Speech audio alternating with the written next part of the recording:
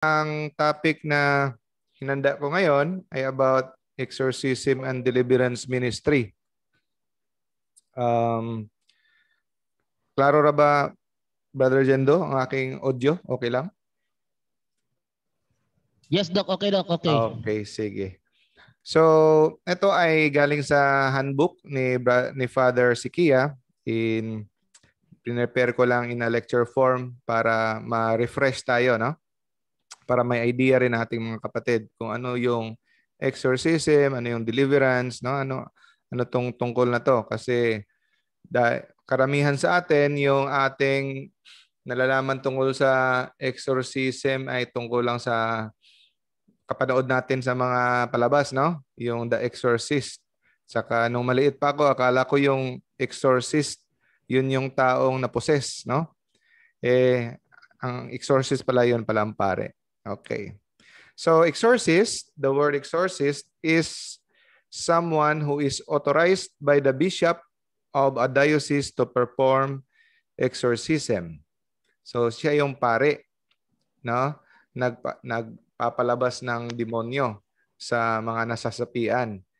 So yung pasyente, yung possess, yun ang nasasapian. Pare siya, no?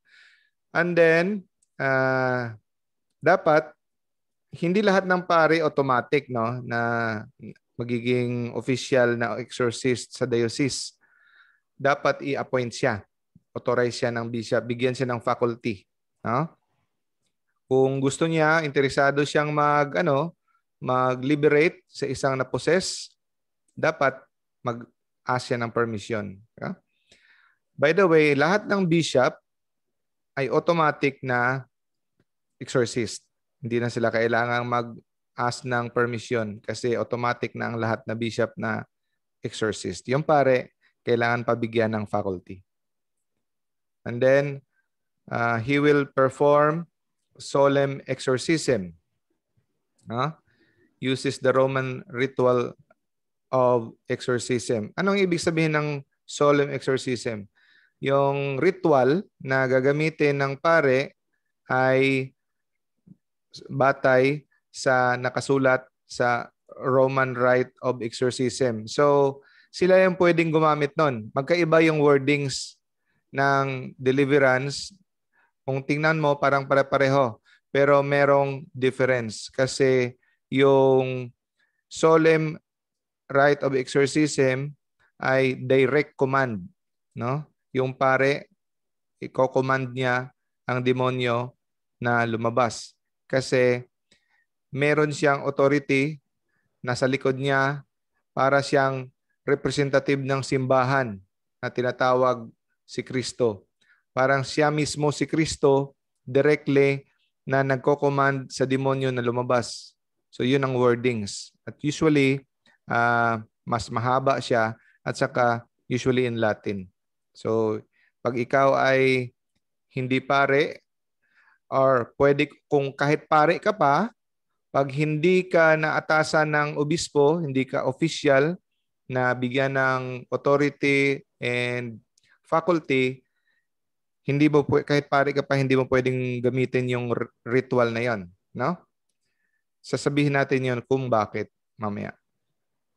All bishops are exorcists. Yung punta naman tayo sa deliverance minister. Yung deliverance minister ay pwede siyang pare, no? Yung pare na pare na hindi binigyan pa ng official status ng obispo na maging exorcist, pwede siyang mag-deliverance, no? So, pwede siyang religious, madre, brother, or pwede siyang lay person, no? Gaya ni Brother Wendell, no? With the charism of deliverance, meaning may gift na sa tingin niya, he is called, no? He has through prayer and meditation and contemplation na lalaman niya or na feel niya na he has a gift on this ministry. No? So, pwede siyang part ng Catholic Charismatic Movement. pwede ring hindi. Ha? Okay. So, ang gagamitin ng isang deliverance minister ay ang deliverance prayers. Hindi siya pwedeng gumamit ng Roman ritual of exorcism. Anong mangyayari pag ginamit niya yung Roman ritual of exorcism? Kasi feeling niya napakabanal na niya, napakagaling na niya, or feeling niya wala namang masamang mangyayari sa kanya. So, ang mangyayari sa kanya, kahit pare siya na hindi siya binigyan ng faculty ng simbahan at saka susuwayin niya yung utos or yung batas ng simbahan, ang tawag dyan ay magiging guilty siya ng usurpation of authority. So, yung usurpation of authority, delikado yon. Kasi si God, ang ating Panginoon, ay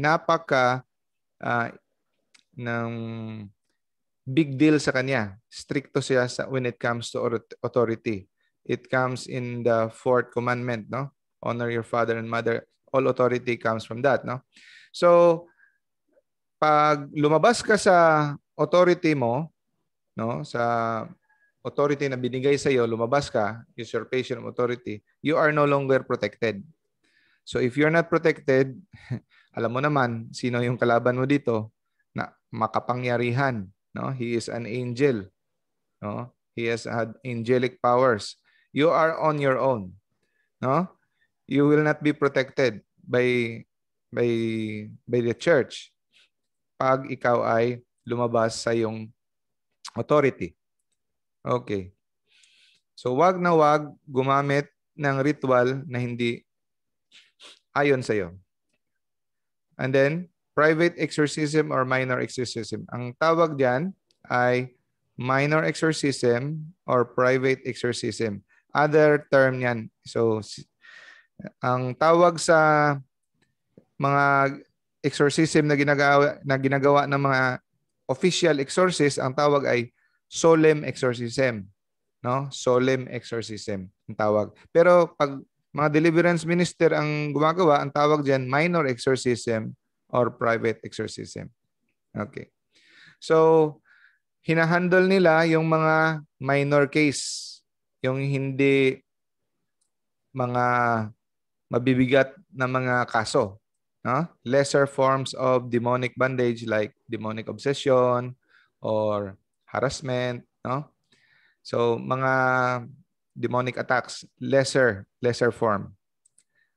And then pag mahirap na ang kaso, sa tingin parang bumabalik-balik at saka yung background, yung history, it is involved already with mga satanic priests or mga mahihirap na mga kaso, mabibigat na, i-refer na sa official exorcist, sa pare na talaga, no? Na in-appoint ng bishop.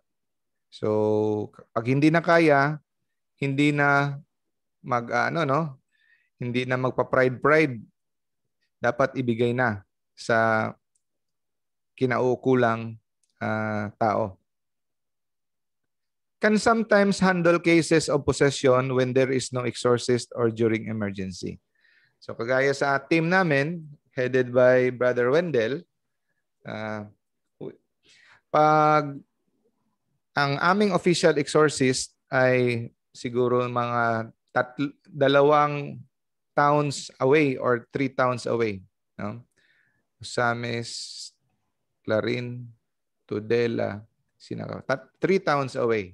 So malayo. So at saka si Father, yung exorcist namin, hindi ko sabihin yung pangalan, to protect the safety, no? Kasi yung mga witches, mga wizards, they are after the exorcist. They will want to cast a spell on them, cast a curse on them. No? Kaya Doc. Yep. Yes. Paano kung may gustong humingi ng tulong sa exorcist pero ayaw mo ibigay yung pangalan? Paano nila malalaman kung kanino lalapit? Pwede nating sabihin in a one to one, hindi yung sa ano, sa tawag dito, sa on air. Ah, pwedeng sabihin sa kanya diretso. Or PM. Adok, paano kung di nila alam kung paano ka matanong one-on-one? And what do you mean hindi ka matanong one-on-one? Halimbawa, ganito, ako, kilala kita, may kontak ako sa'yo. How about yung nanood lang, tapos parang bypasser lang ba na nag-Facebook, then napanood niya itong episode na to, narinig yung sinabi mo, gusto niya humingi ng tulong, pero di niya alam kung paano contact kasi hindi niya kilala. Sabi mo, sa'yo ko contact, paano kanya kontakin, yung ganon. Para makontak na yung exorcist, kung sakali man.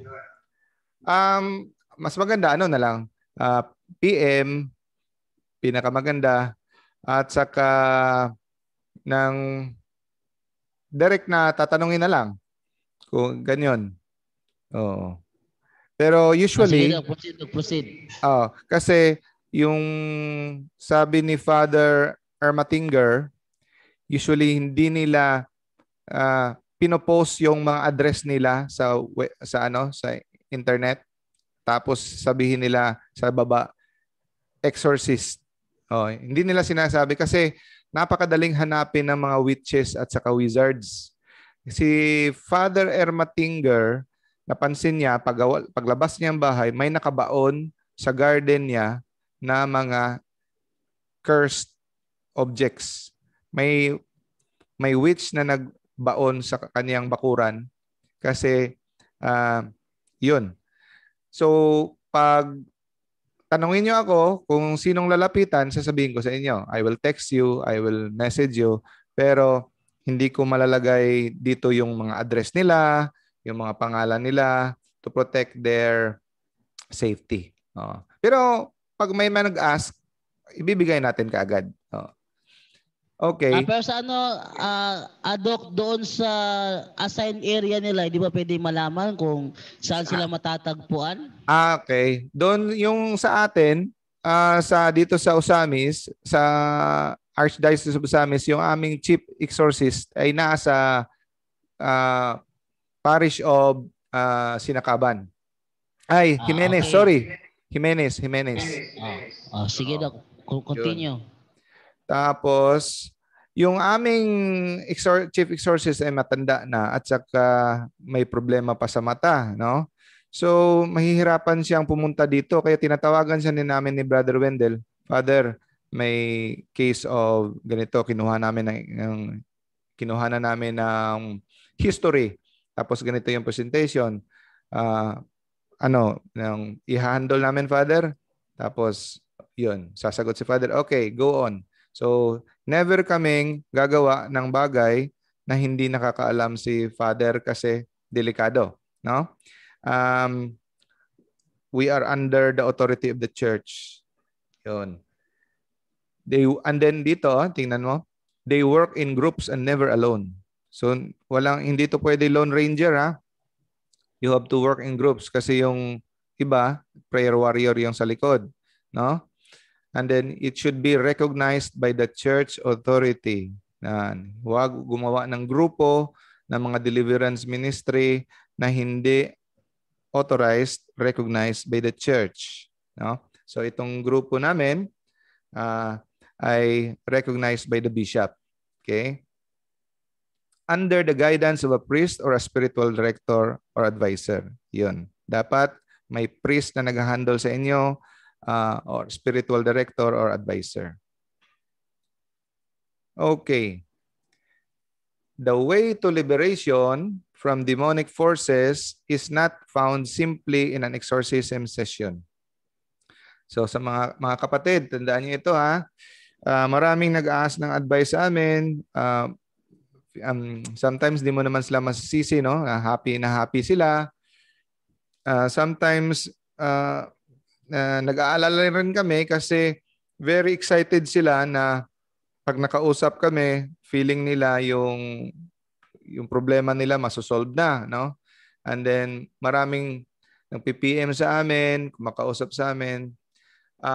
Nadidismaya rin sila Kasi akala nila para kami mga Superman, no? I'm sure siguro sa inyo din diyan sa Bohol, ganun din minsan, no? Yung akala nila sa mga deliverance minister or exorcist are parang Superman or parang albularyo ba na pag pumunta ka doon, we will do our best, no? Tapos tatanggalin namin yung mga demonyo sa buhay nyo. Tatanggalin para kami mga ghostbuster. Hindi ganyan. Hindi ganyan ang galaw sa simbahan. Itong slide na to, tandaan nyo to, no? It is not found simply in exorcism session. Kahit solemn exorcism pa, kahit simple pa. But in the conversion and the change way of life. Yun talaga mga kapatid. Bakit nakakapasok ang demonyo, ang mga kapangyarihan ng demonyo sa buhay natin, naapektuhan yung buhay natin dahil sa ating way of life. No? Sa ating malayo tayo sa Diyos. If we are away from Jesus, no, everything is difficult. So pag wala si Jesus sa buhay natin, malayo tayo sa Kanya kasi may pinapapasok tayong mga mortal sin, malayo tayo, siyempre ang papasok ang demonyo. So, hindi siya kagaya ng mga albularyo na wala kang gagawin, no? Wala ka nang gagawin, magpe-perform kami ng mga seremonyas, rituals, magbayad ka lang, at tapos solve ng problema mo. Dito, iba. Talagang mag-cooperate ka. Talagang babaguhin mo talaga buhay mo. Madugo talaga. May mga bisyo ka talagang titigilan. Magpe-pray ka talaga. You have to carry your cross. Kasi ang mission ng deliverance and exorcism ay hindi siya magic. No? Ang mission niya to bring you to heaven. Kasi bakit ka pinasukan ng mga harassment ng demonyo? Kasi sintoma yan. Sintoma ng problem sa iyong espiritu, sa iyong kaluluwa. Ang pinaka-importante naman dito ay kaligtasan eh. Actually, secondary lang yung mga disturbo. Yung minsan kasi yung iba, pag sinapian na ng demonyo or hinaras ng demonyo, na-istorbo yung buhay nila. Yung tatay hindi makakapagtrabaho, yung nanay hindi makakapagtrabaho kasi parating na nagbabantay sa anak, kasi parating sisigaw na lang bigla, tatakbo sa labas, baka paano. So lahat apektado. So disturbo yung buhay nila. So gusto nilang tumigil para bumalik sila sa normal. Pero minsan, ang iba ayaw mabago ang buhay nila. Gusto lang nila mawala yung harassment, mawala lang yung disturbo sa buhay nila, pero wala silang pakialam kung babalik ba sila. Wala silang pakialam bumalik sa pagkabanal. Kung aayusin nila yung relasyon nila kay Kristo. No? So, gaya ng isang pasyente, nag-PM sa akin, babae. Tapos, pinakita ko sa kanya yung mga symptoms, mga kung ano mga rason kung bakit nakakapasok ang demonyo. No? Tapos sabi niya, wala naman ako niyan, brother. Okay. Last na lang, sister. Tanong ko, kasal ba kayo ng asawa mo? Ay, hindi, brother. Live-in lang kami. Yan, isa yan sa importante yan, sister. No? You have been living for ilang taon na. Live-in lang kayo. Tapos medyo nainis siya. Sabi niya, sa kadami nagli-live-in dyan, bakit ako pa? Tapos hindi na siya nag-communicate. So, marami sa atin, lumalapit, gusto lang nila mawala lang yung disturbo sa buhay nila, no? But they are not willing to carry the cross. They are not willing to sacrifice. So, exorcism and deliverance are never separated from the total integration of evangelization. So, hindi mo siya mga kapatid, no? Hindi mo siya ma-separate, mahiwalay yung exorcism deliverance ministry from evangelization, catechism, conversion, transformation of life, no? Kasi ang buhay mo talaga ang tawag namin nga minsan ang mga demonic oppression, possession, ang sasabi ko minsan sa mga pasyente, blessing in disguise. Lupit mo naman, brother. Bakit mo masabi blessing in disguise? Hinaharas na kami. Kasi yan ang paraan na ang buong pamilya para kang binatukan ng Diyos na, hoy, ayusin yung buhay nyo. Kasi yung buhay nyo patungong impyerno na. So, blessing in disguise nga yan Kasi kung hindi dahil dyan, hindi kayo matatauhan, hindi nyo babaguhin, hindi nyo titigilan yung mga buhay kasalanan nyo, pag namatay kayo sa ganyang estado, siguradong impyerno kayo. So, di ba, hindi lahat ng mga makasalanan, napoposes. Sana, kung ako gugustuhin ko, yung mga makasalanan, sana napoposes ka agad para matauhan. Titigilan na nila yung buhay makasalanan. No? So, the fact na ikaw ay naposes, the fact na ikaw ay hinaras ng demonyo, blessing yan sa Diyos na may ginawa kang kapalpakan sa buhay, pinaalala ka niya, parang disiplina niya sa iyo. Kasi ang sabi ng Diyos, yung mahal niya, dinidisiplina niya. So etong mga nangyayari sa buhay mo ay disiplina, no? Kasi mahal ka niya. Yun.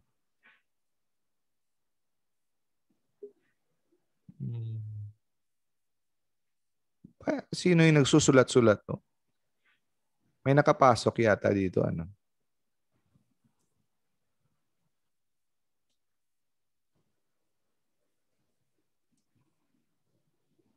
Doc, Yes? sino, may nag ano sa'yo?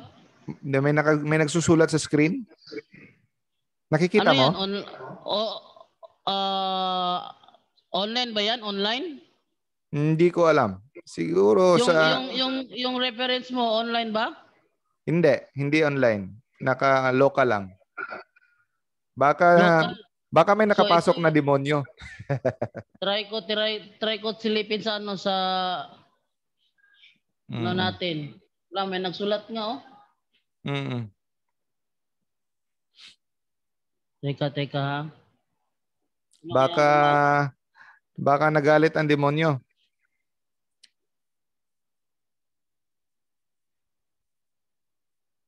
Hindi makita ang screen, no? Kasi kinover niya. Baka sa mga nakapasok.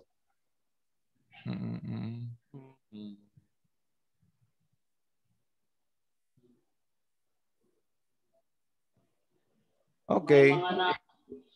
May mga na-accept kang alien, Doc. May na-accept na alien. Okay. Tanggalin ko muna. Okay. So, yun. Kailangan natin para ating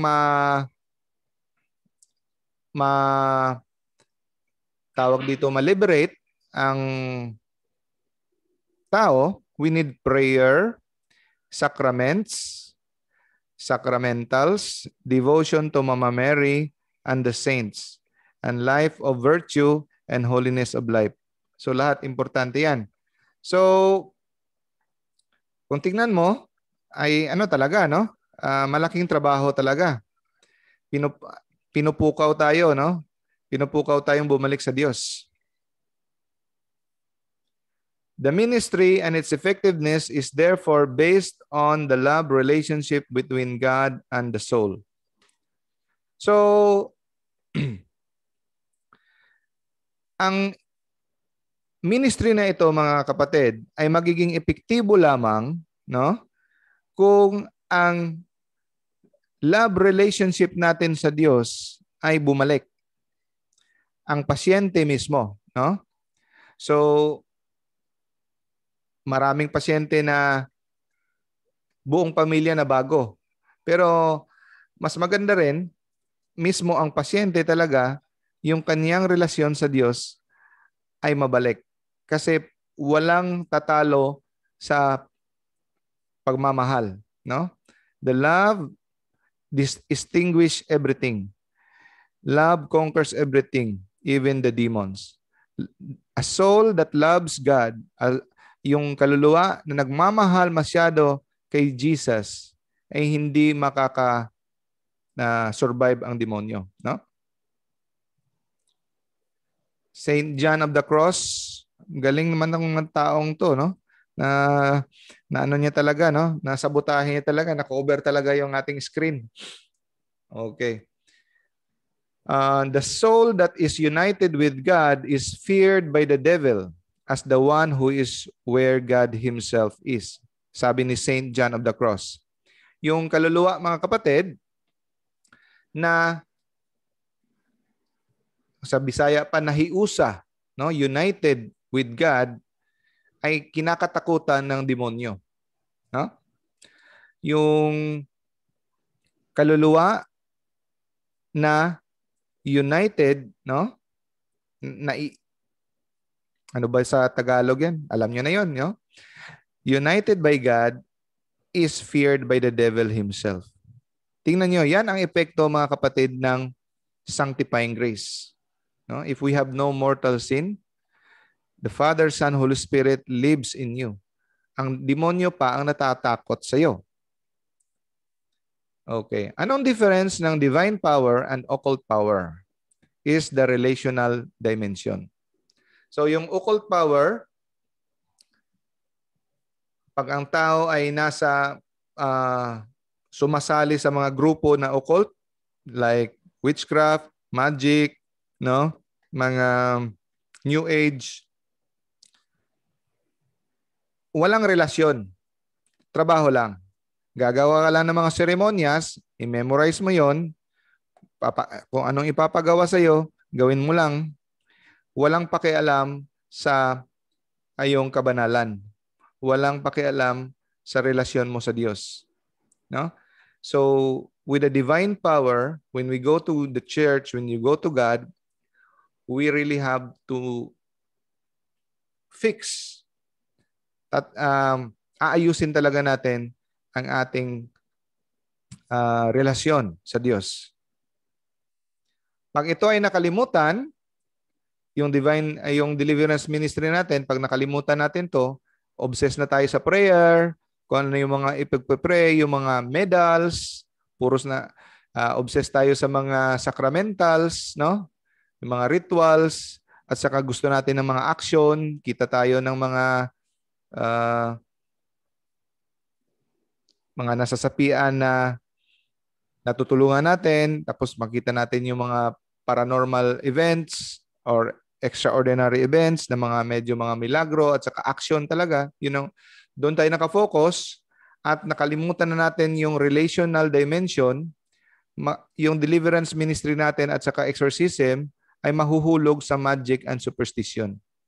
So, yun ang parati nating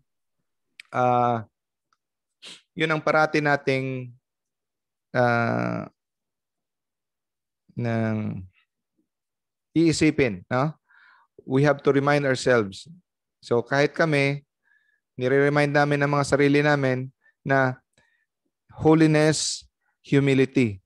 Kasi pag doon na kami nakasalalay sa mga medals, mga oil, holy water, at saka yung mga prayers mismo, yung mga ritual, wala na pinagkaiba sa mga incantations, sa mga yam-yam. No? The kingdom of God is at hand. Cure the sick, raise the dead, cleanse the lepers, drive out demons. Matthew chapter 10, verse 7 to 8. So, mahirap pala talaga i-trace up sino nagsulat nito, ano? Hindi pa rin natatanggal. The kingdom of God is at hand. Cure the sick. So, yan ang mission ni Jesus nung dumating siya dito. Papagalingin yung mga may sakit at saka ibubuhayin yung mga namatay, no? And then, isa sa pinaka-mission niya ay drive out demons. So, ito, yung Catholic Handbook of Deliverance Prayers, malaking tulong talaga to sa atin, no? Marami nang natulungan ito Laking tulong yung ginawa at efforts ni Father Sikia. So, pag binasa nyo tong libro na to, I'm sure meron na kayo niyan. Kung wala pa, mabibili nyo yan sa St. Paul's bookstore. Usually nasa mga national bookstore andyan. Sa mga Ayala or SM. Meron na rin yata sa mga Lazada or sa Shopee. No? So this manual is divided into two kind of prayers. Dalawang klase ng prayers. So ang unang part ng prayer ay mga prayers na hinahanda, no? Hinahanda ang tao na tawag dito, ma-loosen up yung powers para tawag dito, ano yung loosen up sa Tagalog? Para maluag ba? Ang tornilyo? Magluluwang yung tornilyo para mas madali ang presence ni God sa tao, no? Para siyang pine-prepare siya, no? Hinahanda siya. Yan ang unang type of prayers. Yung pangalawang type of prayers ay prayer of deliverance na, no? Okay. So, yung first part ay pwedeng ma-pray anytime, anywhere, no? Anytime, anywhere, walang bawal, walang kontratiempo. Yung first part. Yung second part, hindi siya pwedeng gamitin kahit sino, hindi siya pwedeng gamitin kahit kailan. It has not to be used indiscriminately. So, the deliverance prayers are first meant to priests and religious who have pious under their care, no? Of souls under their care. Secondly, okay, pwede ko naman siguro itong nangyari. Pwede bang Biglang nawala yung ano ko dito, Doc. Sandali lang ha. Ko lang. Ibalik ko lang yung ganun pa rin. I-try ko kayang i-stop share screen tapos ibalik ko end screen. Sige. I-stop tapos share ko ulit. Sige, Doc. Sige, Doc. Baka pwedeng Okay naman pala, no? Okay na? Ngayon ko lang naisip, pwede naman palang i-exit, no? So, okay na, Brother Jendo? Okay. Sige, Doc. Go ahead, Doc. Ang hina ko talaga. Ganito lang naman pala ang solusyon, no? Stop share screen lang pala eh. Anyway, secondly, itong deliverance prayers, no, is for lay communities under the guidance of the priest and with permission of the diocesan bishop whose apostolate is healing and deliverance. And lastly, for the individual lay Catholic. So yung mga deliverance prayers ng Catholic handbook, itong handbook na to, no, ay pwede siya sa mga lay Catholic, pero sasabihin ko kung kailan niya pwedeng gamitin. At saka pwede sa mga grupo na pinahintulutan ng bishop for healing and deliverance. Okay. Para sa mga individual Catholic, pwede mo lang gamitin ito kahit wala kang grupo sa sarili mong pamilya. Kung ikaw ay tatay, pwede siya sa mga anak mo at saka sa asawa mo, sa misis mo. For their loved ones to be protected against demonic attacks, for practicing Catholics, no? For practicing Catholics only, ha? For practicing Catholics only. Pag iba yung sekta mo, huwag mong gamitin because you are not protected.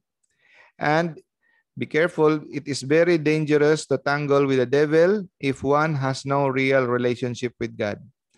Pag wala kang active prayer life, wala kang close relationship with Jesus, minsan ka lang nagpe-pray, hindi ka nagsisimba, marami kang mortal sin, delikado ka. Don't use these deliverance prayers. Kasi ang nangyayari niyan, ay itong deliverance prayers, para tong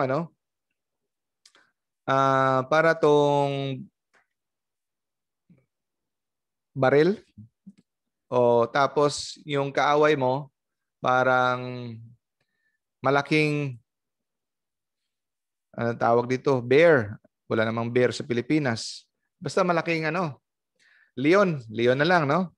So babarilin mo ang leon para mamatay. Pag wala kang prayer life,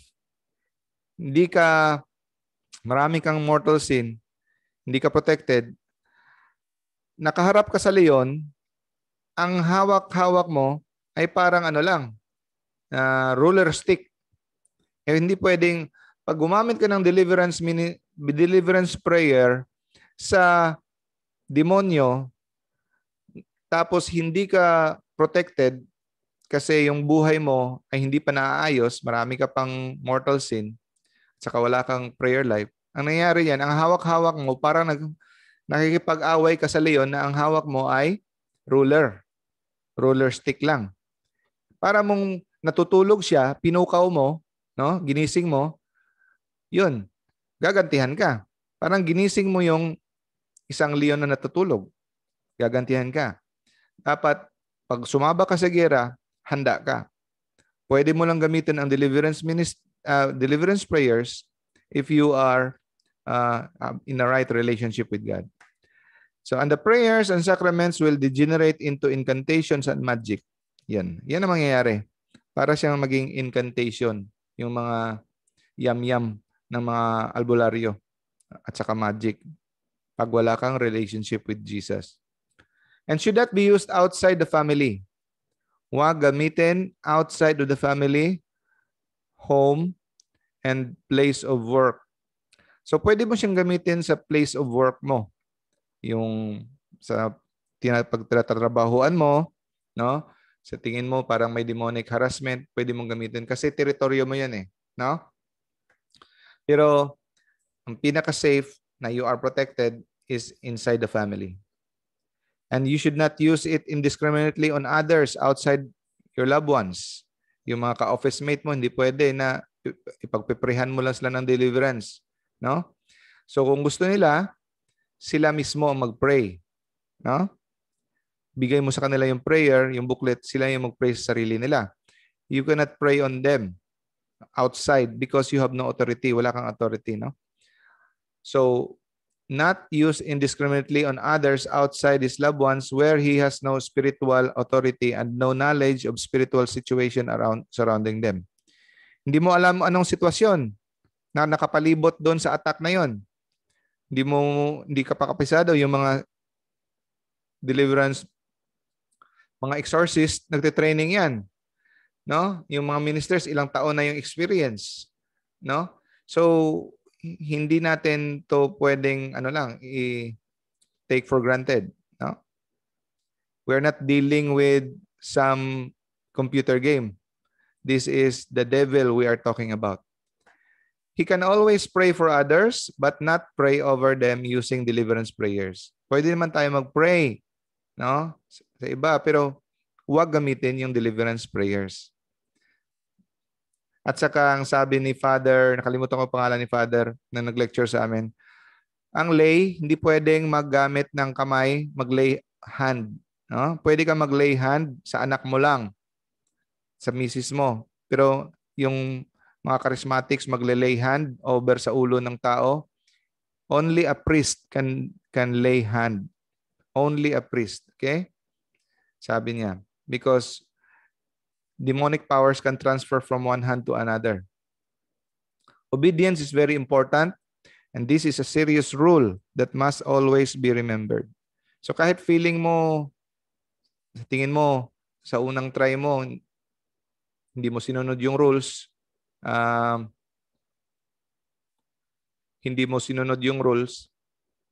na okay naman, no? Pero paulit-ulit mong ginawa, hindi mo sinusunod yung rules. Okay? Hindi ka nag-o-obey. Delikado ka, no? God has given each one through one's own vocation not only a moral authority, those who entrust to his care, but a spiritual power also. So the devil is an expert in infiltration and contamination of deliverance and healing groups. So, careful. Itong don't forget this slide, ha. Expert masyado ang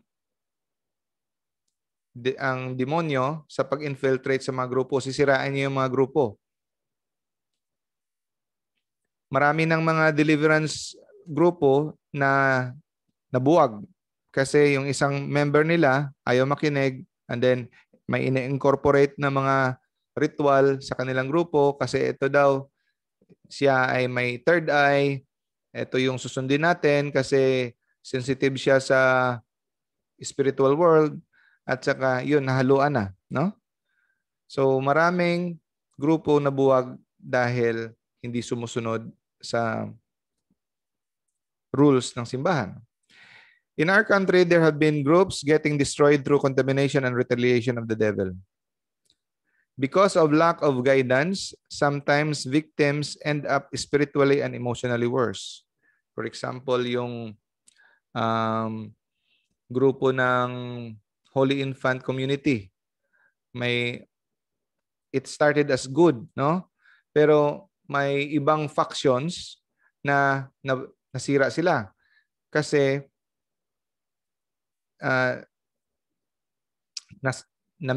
nasalihan ng mga rituals na hindi naayon sa kalooban ng simbahan. Yung iba sa kanila, during kanilang prayer meeting, no? They are supposed to be deliverance team and healing team, no?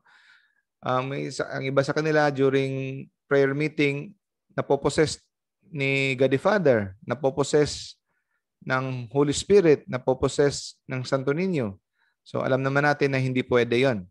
Hindi napoposes ang tao ng kahit ano galing sa langit. Pwede ka maposes galing sa demonyo. Pero galing sa langit, kahit anghel pa, hindi nagpoposes yan. Obedience to proper church authority is the greatest protection against the deceitful serpent. Yan talaga. Obedience, obedience, obedience.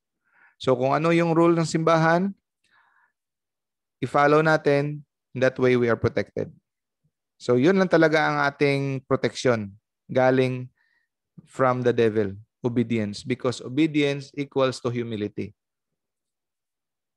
At saka, we must never rely, huwag tayong umasa sa charisms na gifted siya. Eto tao na to, gifted to gifted. No. We should not rely on gifts, no? Charisms. Since the devil can easily impart false aspirations. Yun. Ang devil, pwede niyang magpasok sa iyo ng inspiration, no? Sabihin niya, ay ikaw yung pinili ng grupo. Tapos may mga parang may kapagyarihan ka. Mas magaling ka sa kanila. Oh. So, pag hindi ka sinunod ng grupo, magagalit ka na. So, yun na, doon na nagsisimula yung factions. It is God's will that charisms always be guided by church hierarchy. No? Kasi ang demonyo, pwede kanyang papanaginipin eh. Bibigyan ka niya ng dream. Sa good dream mo, ikaw ay nakatanggap ng maliwanag na puti na jacket. At saka it is a symbol na ikaw yung pinili. At saka ikaw ay magiging parang second hand ni San Miguel o Arkanghel. So pwedeng magbigay ang demonyo ng mga ganon, false inspirations. Make sure to ask the permission of psychiatrist if the person is under psychiatric care. Importante. Kung siya sa tingin mo ay under psychiatric care, ask permission muna. No? Hingi ng pahintulot sa psychiatrist kasi pwede kang makasuhan. At saka sa amin, we really see to it na ma-document namin video. We ask permission ng video kasi to protection.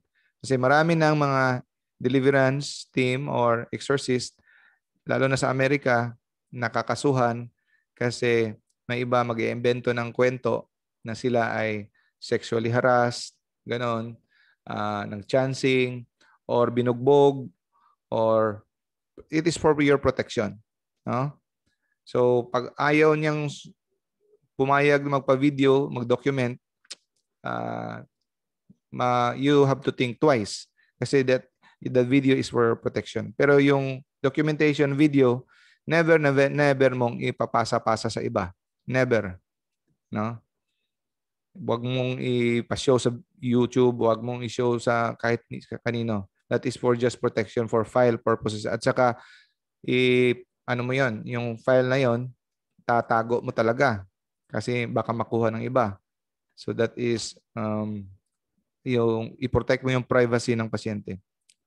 Better that the patient is stable physically, emotionally, and psychologically before deliverance is done. Yun. Lastly, deliverance and exorcism are the power of God's love, breaking down whatever demonic barriers and obstacles on the way of the relationship between the soul and God. Yun, sinabi natin yan kanina. Ang deliverance and exorcism ay kapangyarihan ni God, no? Ng kanyang pagmamahal.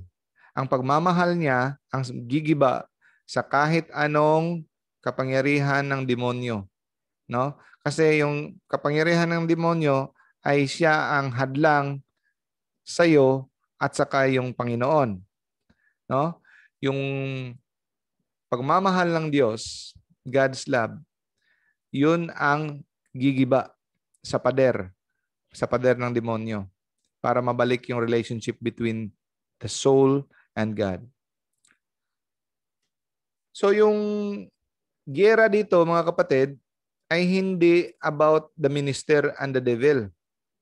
Ang giyera dito ay between the creator and the devil. Si God ang nagigiyera dito. Akala natin minsan pag pumasok na tayo sa deliverance session or exorcism session, akala natin tayo nakakipag-giyera. No, it is God and the devil. Silang dalawa nagigiyera. Ikaw ay instrumento ka lang. So, kaya napaka-importante talaga na ang lahat na pumapasok doon sa deliverance ministry ay na spirit of humility. Na Lord, make me decrease. May you increase and I will decrease. I am just an instrument. Hindi ako ang bida dito, Lord. Ikaw. Yun parati ang nasa isip. Kasi pag ang deliverance minister or sa mga prayer warriors nasa likod, may magsisimulang magiging proud kasi marami na silang experience, mas lalong tumatagal ang lalabas. Kasi yung demonyo, nakakasensya ng spirit of pride. Pag ang lahat ng tao sa loob ng kwarto are humble and lahat umaasa sa kapangyarihan ng Diyos at saka hindi sa kanilang sa kanilang kakayanan. So doon papasok si God. Mas nakakatrabaho si God pag ang lahat ay humble. An exorcist is merely the most humble of the instrument that God will use to bring down the proudest creature, the devil. So, magkaaway talaga ang demonyo sa taong mapagkumbaba. Kasi siya ay napaka-proud. So, wala talagang depensa ang demonyo sa mga taong humble. Hindi niya kaya kasi ang hindi talaga kayang gawin ng demonyo ay ang pagiging humble, no? Because he is a proud creature. So, an exorcist should be humble. So, kung ang minister is rooted in the Lord, siya ay parating ang pundasyon niya ay nasa kay Lord, nasa rock foundation siya. Established siya, no? And then, he becomes the spectator of miracles. So marami na kami nakitang mga miracles na encourage yung faith namin during deliverance sessions.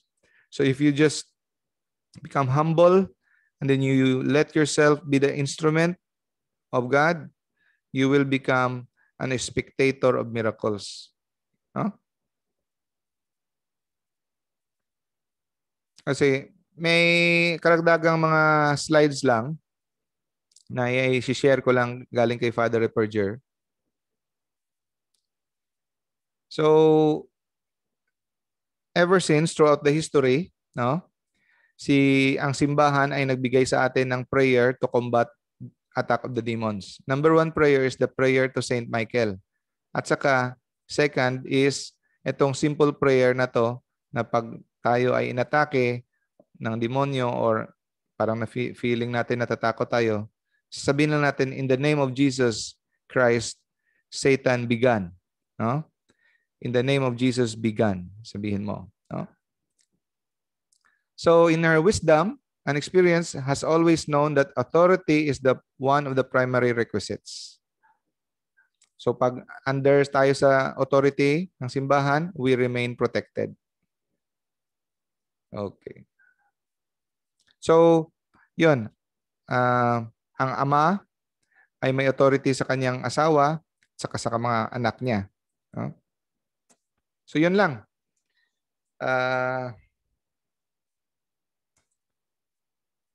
Brother Jendo, it's already 5.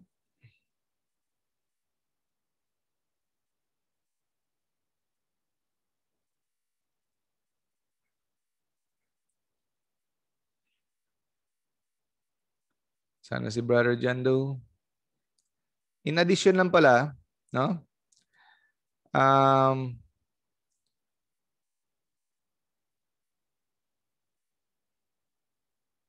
Ito. Sabi ni Father Reperger, we should petition Our Lady under the title of Our Lady of Sorrows. Nakakatulong. Kung hindi nyo pa alam yung devotion to the Our Lady of Sorrows, i-search nyo lang sa internet, no? Our Lady of Sorrows. This is very effective, Our Lady of Sorrows, no? Because it has 2 reasons why it is effective, no? First, kung maalala nyo, sa presentation of the temple, the presentation of Jesus at the temple, di ba? Si Saint Simeon ang nag-receive kay Jesus. Anong sabi ni Saint Simeon? Sabi niya, your heart will be pierced, no? So that the thoughts of many would be revealed. Di ba? Maalala nyo? Yun ang sabi ni Saint Simeon. Your heart will be pierced. So makita mo yung Our Lady of Sorrows na picture, di ba? May 7 sorrows, 7 na mga espada na katusok sa heart ni Mama Mary. Our Lady, by undergoing the passion with Christ, would merit an intimacy with God that no other creature had.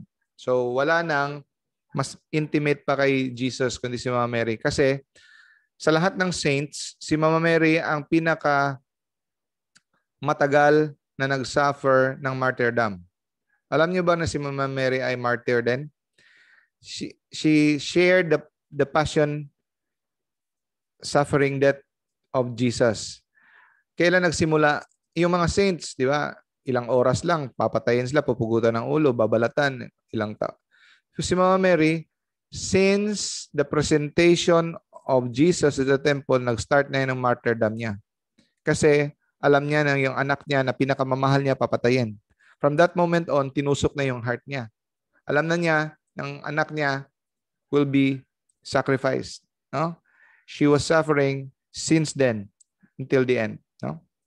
So, kaya, i-reveal ni Mama Mary sa iyo yung mga hidden attacks ng devil. No? Yung mga defect natin na hindi natin alam, i-reveal niya. At saka, i-reveal din niya yung mga hindi natin alam na mga atake ng demonyo.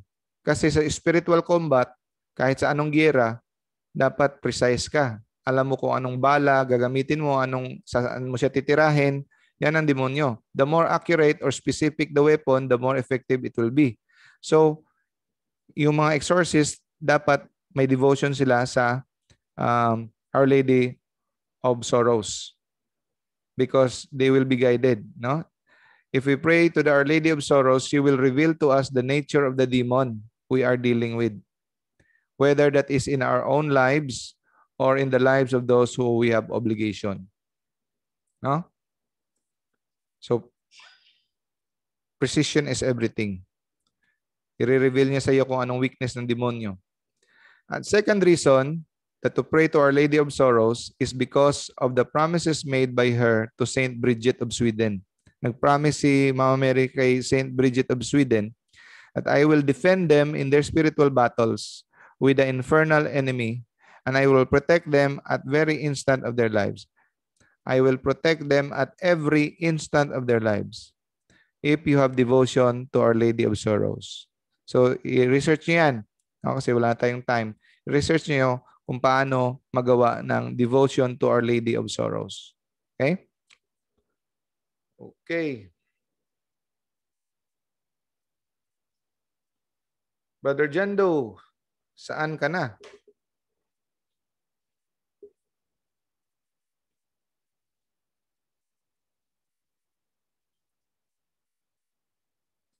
Tawagan natin si Brother Jando. Where are you, Brother Jando?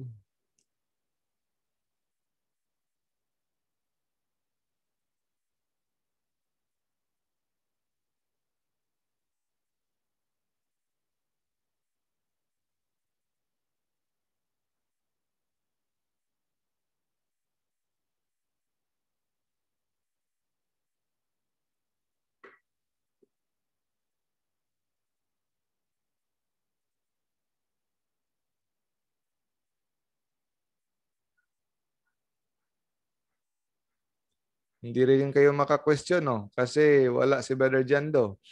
Yung audio hindi ma-open. Anyway, hindi nyo ma-mute. Okay? Try natin to. Ma-unmute mo ba, Brother Adrian? Hindi, no? Hindi ma-unmute, no? Ma-unmute. Okay lang pala. Sana kaya si Brother Jando. Okay. So, wala naman sigurong tanong, no? Pwede na ako mag-exit. Doc, pwede ako magtanong, Doc? Oh, sure. Yes, brother. Anong tanong mo, brother? Magandang araw po. Magandang gabi po, Doc. Ang tanong ko lang, Doc, dito, Doc, halimbawa, hindi tayo Katoliko yung nagpa-perform ng exorcism. Okay. Allowed ba to sa simbahan natin o hindi? Halimbawa, ang nagpa-perform ng exorcism ay yung Orthodox.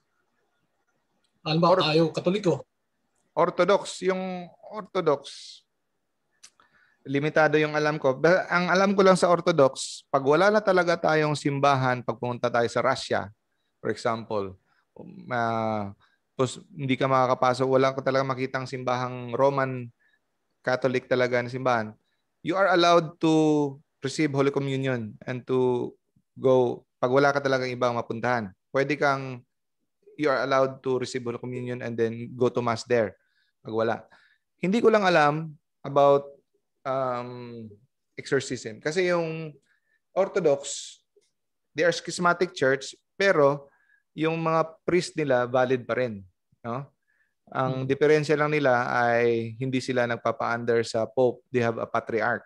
Pero wino-work out na yung unity ng Orthodox ngayon na sana maisa na sila sa Hindi ko lang sure, no? Pero ang alam ko, pag hindi talaga Katoliko, hindi talaga pwede.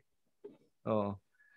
Pero yung Orthodox, hindi ko lang masyado sure kung pwede ba silang mag-deliverance. Kasi Yes, brother. Kasi, Doc, yung pagkakaalam ko, yung Orthodox talaga, similar talaga sa Katoliko yan. Kasi yung sa Papa lang ata nagkaroon ng problema dyan. Kinukuha lang nila. Pero halos lahat ng mga teaching at saka ang nagbuo nito Orthodox, mga cardinals din ata mga provinces. Yeah. Pero sa pagka ngayon, yan ang ruling. Although pareho tayo ng doktrina, sacraments, lahat pareho. The fact na in schismatic sila, kasi yan ang isa sa mga requirement para maging part of the Catholic talaga is to be one with the Pope, no? So may sugat na dapat aayusin. Hindi mo talaga matatawag na they are really Catholic. exception to the rule, pag wala kang mapupuntahang ibang simbahan, you can attend Mass in the Orthodox Church. Yun. Dok, pwede pa isang lang? Sure. Para makatanong naman yung iba. Kasi yung nabanggit mo kanina dito, yung hindi mo ni-reveal yung mga personality ng mga nag-perform ng exorcism kasi nga may nililibing silang mga item doon, curse doon sa mga lugar na yun. So ang tanong ko, Doc, is ganito. Kasi may na-encounter na akong ganito na kung saan may inilibing din doon sa kanilang bakuran na doon sa bahay sa kanilang bahay. Ngayon kung halimbawa, ano ang paraan ng nagpe-perform ng exorcism para matanggal itong curse na ito na ganitong may inililibing sila sa ilalim ng mga bahay or doon sa paligid ng mga bahay ng mga kanilang biktima? Actually, may mahaba ang proseso. Merong link na ano dito, may kung ano yung instruction kung paano gagawin yung i-dispose yung mga cursed objects. Hindi ko pa memorize. Pwede kong i-send sa iyo. O yun, yung process. Meron talagang process. Hindi siya yung lang simpleng process. May yung mga prayer na sasabihin mo pag nakakita ka ng mga ganon. So, pwede kong i-send sa iyo. Ano ba yung Facebook, mo, Brad? Ikuha ko sa iyo, Doc. I-send ko sa iyo. Messenger mo sa akin. Sige, ikaw na lang mag-messenger. Kasi minsan may tinanong ako dito sa punto por punto. Nilista ko yung pangalan niya. Nung hinanap ko, iba pala yung pangalan niya sa Facebook at saka sa so, ikaw na lang mag-PM. Kasi itong Adrian, sa anak ko na pangalan to. Aking pangalan. Yun. Tapos Doc, isa na lang pala. Pwede po, Doc, mag-habol. Sure. No problem. Walang problema. Doc, alam naman natin na ang bawat bagay na nilikha ng Diyos dito sa atin ay may mga purpose naman, di ba? Ngayon, ang tanong ko is, wala bang binigay na natural na pangontra ang Panginoon natin laban sa mga ganitong cursing? Kasi yung panahon ni Moses, di ba, pinalagay niya yung ahas na kuwan para kung merong kakagat, titingin lang doon at gagaling. Wala ba siyang mga gift or natural na mga item na inilikha dito sa mundo para makapagbigay ng protection sa mga tao laban sa mga cursing o sa mga demons attack na ito? Wala akong maisip. Ang maisip ko lang talaga, yung pinakabinigay niya sa atin, yung simbahan. Yung simbahan na talaga yung pinakahiyas natin na protection natin sa mga demonic. Pero yung mga nature na kung ang iniisip mo yung mga gawa sa likas. Wow, parang wala yata. It's kasi pag ganun, siguro pinili niyang hindi ganun na paraan na maibigay na ginawa siyang mga nature or likas na doon na tayo papupunta kasi ang ating faith doon na mapupunta sa bagay, no? So ang gusto niya parati sa kanya. Sa kanya parati kaya mas maganda pa nga kasi hindi mo na hahanapin kung ano yung bagay na yon. Binigyan na tayo ng direct line through the speed of mind, prayer lang. Okay na. So yun ang pinaka number 1 talaga natin yung direct contact with God, prayer. We just come to Him. Yun, we are protected.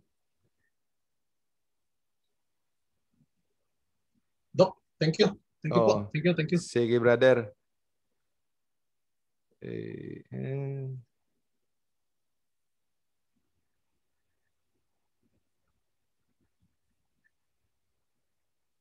May tanong pa ba? Sister? Tanong ka, sister? Yes. Yes, sister. Hello, good afternoon. Good afternoon. Okay. Doc, kasi meron ako itatanong kasi ako ay as of now, nagprint po ako nung ipinopost ni Father Darwin sa online deliverance sa Facebook niya na mga prayer, itong prayer for spiritual healing kasi po marami yung deliverance prayer. So, tatanong ko lang kung, kasi I plan to use this prayer, kung ako nakapag-umpisa na ako nung March 29, and then mula napasantala na, and then meron kasi akong yung bang sa aking yung health ko ay not so good, pero pumunta naman ako sa mga doktor, okay naman yung mga results, mga lab test, okay na yon. Kaya lang, pero palagi po akong nanonood sa spiritual warfare kay Father Darwin at saka sa inyo po. Kaya naisip ko baka may demonyo na umaaligid sa paligid ko. Kaya itatanong ko, at araw-araw din po ako nagsisimba, itatanong ko lang po kung pwede po ba akong gagamit ng deliverance prayer for myself. Pwede, sister. Pwede po talagang gamitin yan kasi yan, protected ka. Protected ka basta sa'yo lang at saka sa pamilya mo. Okay, so pwede di ba sa family, ang head of the family, yung bana, yung lalaki. Yung lalaki. Hindi ba pwede kung ako? May asawa ka, no? May anak ka. Opo. Okay. So, according to Father Reperger, sa kanilang experience, usually dapat husband kasi may authority talaga ang husband. Pero napansin nila, wala namang retaliation kahit yung wife ang gagamit para sa husband niya. Wala naman silang nakitang retaliation. Dahil siguro sa marriage bond, no? Sa marriage bond na you have the right to the body of your husband. So, pwede lang. Pwede mong gamitin sa husband mo at saka sa mga anak mo. Kasi natatakot ako sinabi niyo yung mag-retaliate yung devil. Papakita ko sa iyo yung itong share screen ko papakita ko sa iyo. Dahil ko pong bumili nung yung prayer book na sinabi nila yung Father Sikea. Kaya hindi ka pa, wala ka pang librong ganun? Wala, kasi hindi pa ako nakapunta sa SM po kasi COVID. Because of the pandemic. Ito, basahin mo. Kita mo tong sa screen? Kita mo tong screen? Yes. Sabi, for this reason, wives may command the demons to leave their husbands' bodies and husbands their wives' bodies. For the husband, it is a twofold authority. So, dalawa yung authority ng husband, yung sa wife, isa. No? So, pero pwede pa rin. For this reason, wives may command the demons to leave their husband's body. Because spouses who by virtue of their marital contract have rights over each other's body. So, okay lang, sister? Okay lang. Tatanong ko, second question po. Kasi, mayroon ba talagang demonyo umaligid sa akin? Kasi, palagi po akong nananaginip ng lalaki na para bang intimate relationship sa isang lalaki. Hindi ko makikita yung mukha. Minsan nagyayakapan kami pero walang yung sexual para lang intimate lang siya. Parang tapos may feeling sa panaginip ko, hindi ko kanang mahirap magtagalog. Bisaya na lang. Bisaya mo ko may naglisod gani og Tagalog. Hirap talaga, wag kalisod. Maghirap kalisod-lisod. Kada bitang kuan do kanang magdamgo ko ng lalaki pero wala ka ng penetration kanang wala na tabo. Kadol-kadol. Kadol lang nagdakos ingana. Intimate. Ginawa ang gibuhat nako dok kuan kanang maghawid ko og grocery kay katong grocery nako ko mga sacramentals nga katong mag-sacramental blessing mo na si Father Darwin. Okay. So katong akong rosary akong hawiran nako na siya kung maghawid ko adto dili ko magdamgo og ing ada magdulduol sa ako. Unya karon paras ganinang kadlawon nagunit pa man ko ato pagtulog nako nya natingal ko kay rosaryuhan.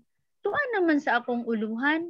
Nya human nagdamgo pa ng mga 5 o'clock. Magali kay pukaw na ko sa kubana kay manimba kay everyday man ko timba. Pukaw ko niya nakita ko wala to na dayon nga lalaki nga nagpakita ba ing ana. Unsa man na dok demonyo na. Kanang damgo balik-balik? Balik-balik.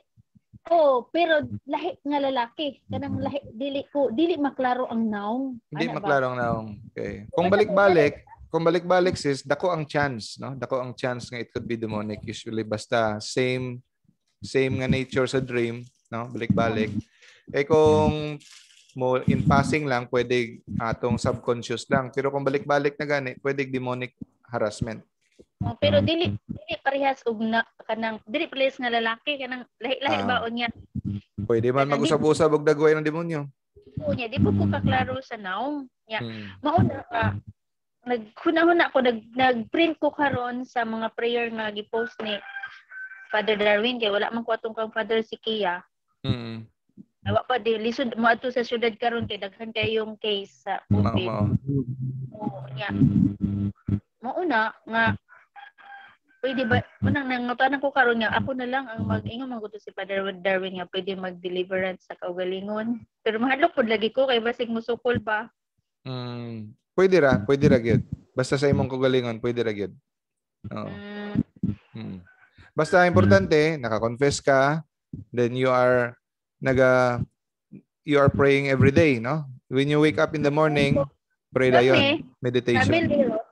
Kada gabi mag-rosary. Kanunay jud kong gaabot noon. So kada sa una kay kuno pug ko kanang kuno mi sa simbahan kanang nangalagad ba na may mga coordinators ako, coordinator ko sa lector, katikista, mga ingana bitaw. Okay. So, wala naman ka mo ikuan. Wala naman ka kay mga ginapang himo nga mga superstition, mga habak-habak diha sa balay, mga tuo-tuo, wala na.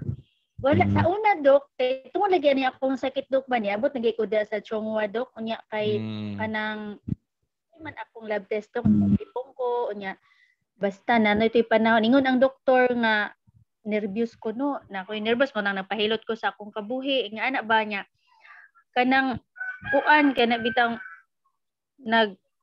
manang akong gibuhat sige na lang ato ko sa manambalay kana mananambal. So, mga kapila po ka nakadto. Mga kadaghan pod. Hindi na maihap. Wala ray ka na pulo. So, pwede kato mo pwede ka nang imong gibati karon, epekto pa na to sa una. Pwede na siya.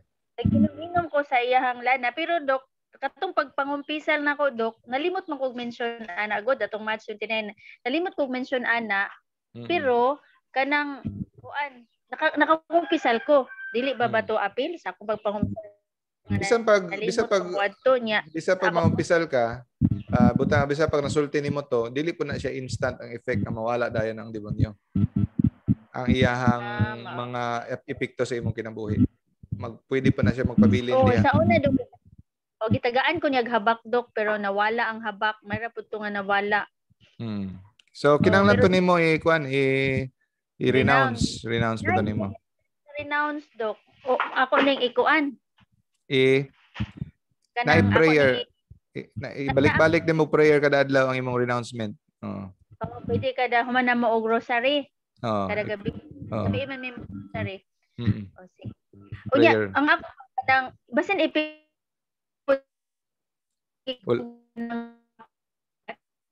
wala imong signal. Nawala na ko. Nawala na. Hello. Hello, Doc. Yes. Okay. Ang ako po nagunahuna ko Doc nga basin epekto po ni sa akong tatay ba nga tambalan mangud akong tatay. Kaya bitaw na triangle. Usa pagiday na. Tambalan pagiday imong papa pagiday ay. Akong papa, akong uyuan daw na pasulod siya og patay bitaw. Mauna na siya. Sa patay niya, masulti og naunsa siya before siya namatay unya. sa ako pong lola. Bali mama, bali ang akong roots ba ing ana. So dako bali gid ay. bati do. Kana gyud, dako kay posibilidad kay dako ang inyong family history. Muda kay kusog man kay siya mulatay sa kuan, sa family. Kay nang sulti sa Biblia antod sa ikaupat nga kaliwatan. Oh, no? Kunya makuha ra taom na ko di pag gusto nagay ko matubuhol ni Father Darwin nga kay COVID man pod. Sige lang. Hinay-hinay lang. Rosary kada adlaw, gamit og sacramentals, medals, exercise salt, exercise oil, devotion to Mama Mary. Hinay-hinay, mawala gid ang gahom sa yawa sa inyong kinabuhi. Kada adlaw man po ko isip og body of Cristo. Kunya, ikato na karang class na jud tagsara ko makapasok dok. Sige. Okay. Kanang nagpahimo ko balay kaning bag-o karon nya og banap nagplano ko kung mo balhin mi dinhi ba pwede to na ako gamiton tong akong holy and exercise kanang water na pugoy salt o katong oil pwede kayo saan ako paggamit daw nagyap ang salt pwede nimo isabwa ay mulabay ka gamay sa four corners, no, sa upat ka corner or kada corner sa inyong balay imong labayan og asin gamay lang kay mahurot po dayon. And then ang oil pwede nimo i-tray sa bungbong, no, sa wall i-cross nimo, i-trace nimo sa bungbong sa mga kada corners, no, kada corners. Ang holy water pod kana pod. So, ang holy water, pwede nimong ipainom sa imong mga anak, pwede nimong i-mix gamay sa imong mga pagkaon nga giluto, pwede. No?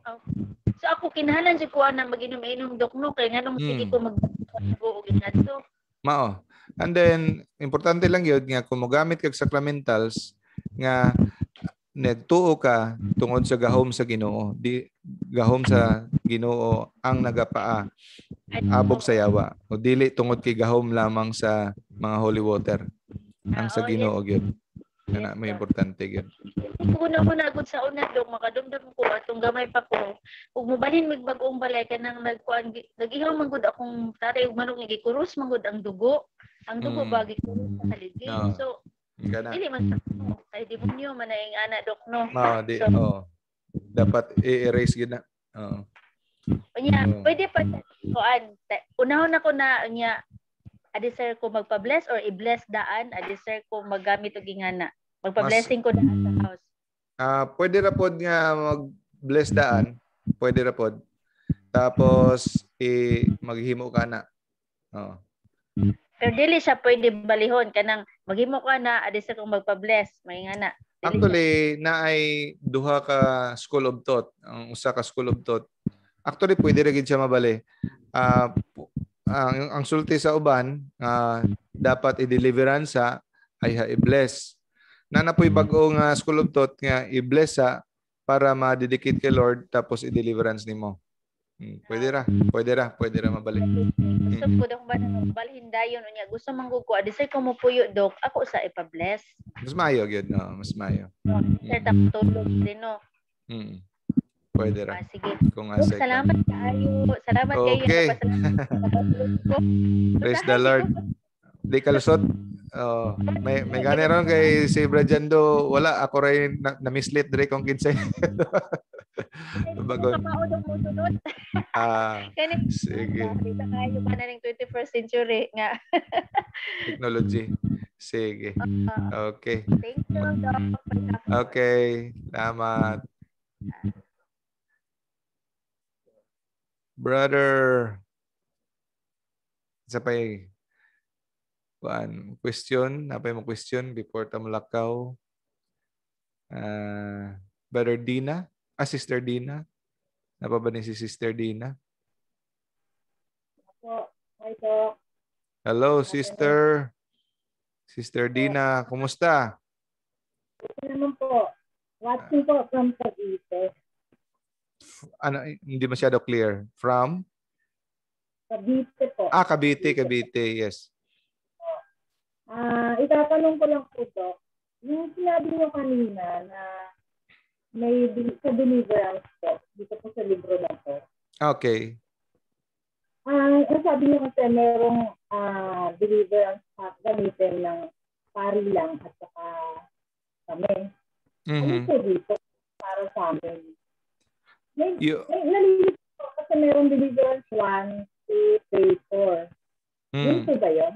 Okay lang yan. So, pwede ka magpili kung saan dyan. So, pwede mo basahin lahat yan. Pwedeng isa lang yan. Yung deliverance 1. So, mga ano lang yan. Pwede kang pumili. So, ang hindi pwede mong gamitin dyan, sinabi dyan, for priest only. May nakalagay dyan. For priest only. Lalo na yung mga nakapula. Nakita mo dyan. Yung for priest only at saka may nakalagay diyan solemn exorcism. 'Yon, hindi na tayo pwede diyan. Hindi tayo pwede diyan. Tapos yung mother ko po, kasi 6 years na siya, galing, sa bedridden. Naniniwala ko sa pwede ko siyang sumayo. Kasi inisip ko, baka kasi siya, or dahil isa siya sa since bata pa nagsiwala sa albularyo. At kami dinadala ko sa albularyo. Pero tinanong ko naman ko yung mother ko kung na-renounce na. Sabi naman ko na na-renounce na. Okay. So, ano yung duda mo, napoposes yung mother mo? Parang po. Hindi pa naman siya po. Kasi pakiramdam ko, yung pagsiging lumpo niya o paralyzed, dala ng maaaring dahil sa niya. Pwede. So, kung may duda ka, prayer ka agad. Kahit ikaw, pwede mong gawin. So, every day. Nawawala-wala yung ano mo. Ano nawawala-wala? Ano ba? Yun. Hindi ko po siya kasama sa bahay. Hindi mo kasama sa bahay. Saan siya ngayon? Sa bahay ng kapatid ko. Pwede ako kahit hindi sa bahay yun. Again? Pwede po ako mag-deliverance doon sa bahay ng kapatid ko kahit na hindi sa bahay yun? Oo, kasi nanay mo eh. Pwede. Okay. Pwede siya. Kasi dahil sa relation sa commandment number 4, honor your father and mother, you have a relationship with your parents, pwede mo siyang i-pray. Pwede. You are protected. You are protected. Araw-arawin mo kung pwede. Gamitan mo ng sacramentals kung pwede. Pero kung malayo, wag. Malayo. Sige. Okay. Sige, sister. Ito si Sister Eva. Dito ba ito si Sister Eva? Sister Eva. Hello po. Hello, Sister Eva. Magandang hapon po. Magandang hapon. Wala kang picture, no? Maliwanag ang voices, pero madilim ang mukha.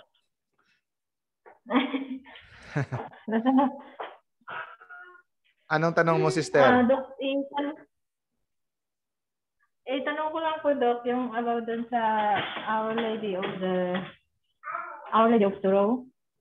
Our Lady of Sorrow?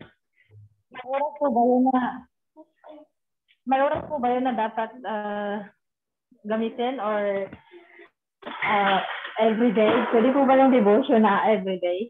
Oo, pwede. Oo. So, hindi ko pa masyado memorize yung Our Lady of Sorrows, pero madali na lang yan. Sa Google lang. Isang Google na lang ngayon. Yung paano yung devotion. Po? Hello? Yes? Hello po. Kahit pa sa araw ng joyful days, yung sa alimbawa sa Lunes at saka sa Miyerkules, ganon. Oo. Kahit araw-araw. Kasi hindi mo naman siya gagamitin during rosary. Yung rosary, iba naman yan eh. So after mo mag-rosary or before rosary, pwede kang may prayer. Okay. Prayer ng Our Lady of Sorrows. Napaka-effective. Thank you po, Doctor. Sige, sister. Bye-bye. Okay, bye. And then, si brother.